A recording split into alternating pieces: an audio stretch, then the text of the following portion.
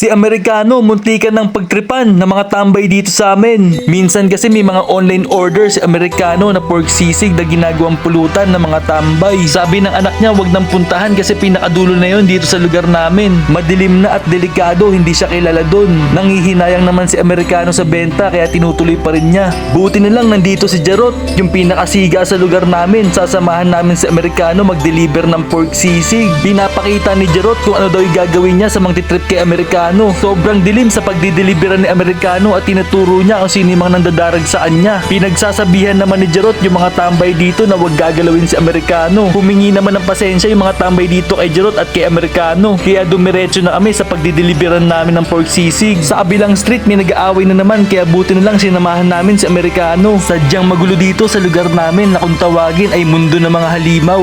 Bukas kasi ang mga lagusan dito patungo sa mundo ng mga tao. Na-deliver na namin yung pork sisig ni Amerikano at kakilala pala namin yung umorder sa kanya. Mga babata namin ni Jarot. Nasarapan sila kasi nakuha na talaga ni Amerikano yung kapampangan na sisig na tinuro nyo sa comment section. Dinunod niya yung sinabi nyo sa comment na lagyan ng atay at utak. Napalaban naman sila ng Englishan kay Amerikano. It's 100% authentic Filipino. Sente.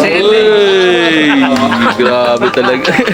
Sinabihan na rin namin si Amerikano na wag nang isipin yung benta. Mas isipin niya yung kalagayan niya at wag na mag-deliver sa mga delikadong lugar. Salamat daw sa mga comment nyo at nakuha niya na ang tamang luto ng kapampangan sisig. Abangan nyo sa susunod, si Amerikano binaha at naubos ang kanyang mga gamit.